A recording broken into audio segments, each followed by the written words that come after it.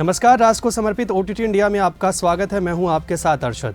आजकल fast food का चलन इतना बढ़ गया है कि प्रोटीन खाना और पौष्टिक आहार क्या होता है उसकी परिभाषा मानो हम भूल से गए। प्रोटीन आहार ना मिलने की वजह से 3 से 18 साल के बच्चों में कई सारी शारीरिक समस्याएं सामने आ रही हैं। बच्चों में निकट दृष्टि दोष की समस्या अधिक देखने को मिल रही है। एम्स की एक रिसर्च के मुताबिक पता चलता है कि लगभग 30% बच्चों में निकट दृष्टि दोष की समस्या सामने आई है। बच्चों में निकट दृष्टि दोष की समस्या को मायोपिया के नाम से जाना जाता है। मायोपिया एक ऐसी बीमारी है जिसमें निकट की वस्तुएं स्पष्ट दिखाई नहीं देती, यानी कि साफ नहीं दिखाई देती हैं, लेकिन दूर की चीज़ें देखने में काफ़ी परेशानी भी होती है। स्पष्ट के बजाय धुंधली दिखाई देती है। मायोपिया को निकट दृष्टि दोष के नाम से भी जाना जाता है।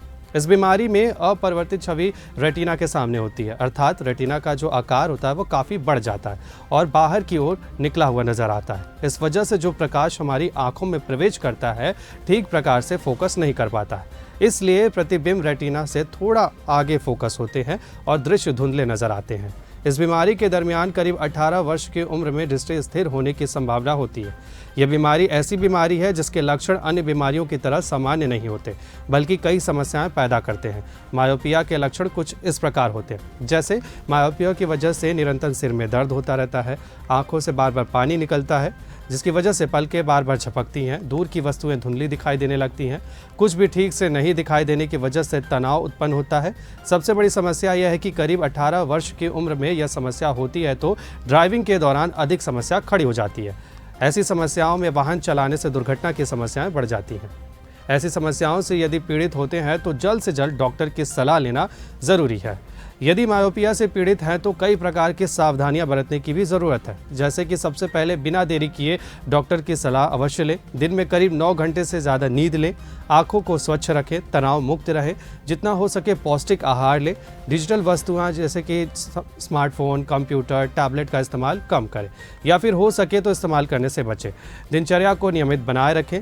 इस तरह से यदि आप सावधानियां बरतेंगे तो मायोपिया बीमारी से खुद भी ध्यान रख सकेंगे। मायोपिया के घरेलू उपचार के साथ साथ डॉक्टर की सलाह भी अधिक ज़रूरी है। जैसे मायोपिया की तकलीफ के दौरान विटामिन ए की अधिक आवश्यकता होती है। विटामिन ए हरी पत्तेदार सब्जियां, फलों से प्राप्त होता है, जैसे कि पालक, हरी मेथी, फलों में गाजर, सेब, तरबूज जैसे आदि फल और सब्जियां आप खा सकते हैं।